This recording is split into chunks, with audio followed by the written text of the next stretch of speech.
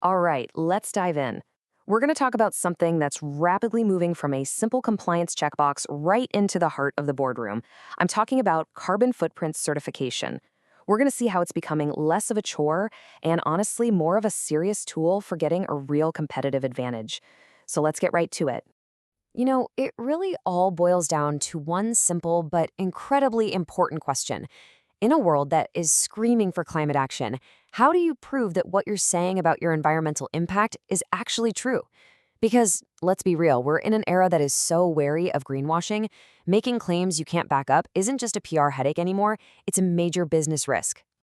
So, to build that all important credibility, you first have to understand the tool for the job. Let's pull back the curtain and decode what carbon certification actually is and, demystify the whole process behind it. Okay, so at its core, carbon footprint certification is actually pretty straightforward. The best way to think about it, it's basically a financial audit, but for your carbon emissions. An independent, totally neutral third party comes in, they look at all your data, they scrutinize your methods, and they verify that what you're telling the world is accurate and trustworthy. It's the ultimate stamp of authenticity for your climate data. So, what does this journey actually look like? Well, you can really break it down into three pretty clear steps.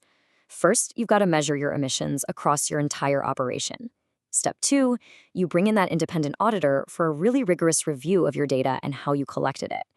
And then finally, if everything checks out, you get that verification stamp. And that right there, that's your symbol of trust and transparency. Now we're getting to the really crucial part. Why should you even care? I mean, this isn't just about getting some certificate to hang on the wall. No way. This is all about strategic value for both the companies doing the work and for the investors who are watching them closely. You really have to look at this from two sides of the same coin. For companies, getting certified builds massive trust. It lowers the risk of ever being accused of greenwashing, and it can literally open doors to new customers who care about this stuff. Now, for investors, this is absolute gold. It gives them reliable, hard ESG data to base their decisions on, it cuts down the risk of backing a company with some hidden climate problem, and it helps them pinpoint the real leaders in this whole transition to a low-carbon world.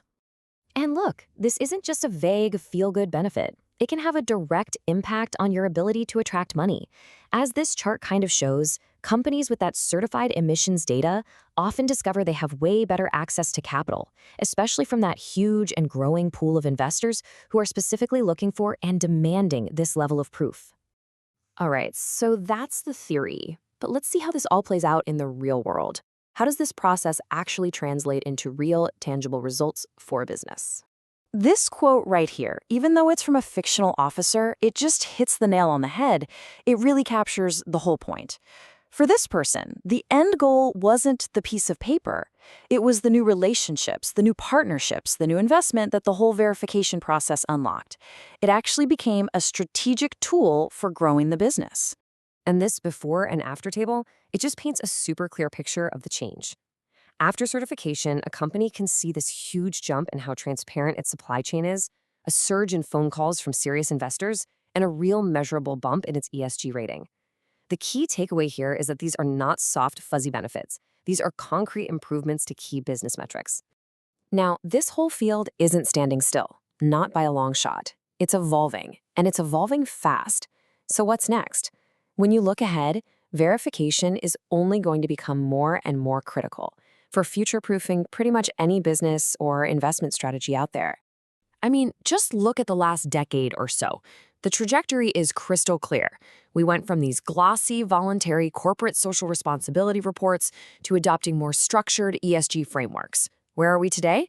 The market is demanding third-party verification. The direction this is all going is unmistakable, towards a future where this kind of thing is mandatory and regulated, just like your financial reporting is today. So there are four huge trends shaping this future, and you've got to have them on your radar. First, expect to see climate data woven directly into standard financial reports. Yeah, as scrutinized as your revenue numbers.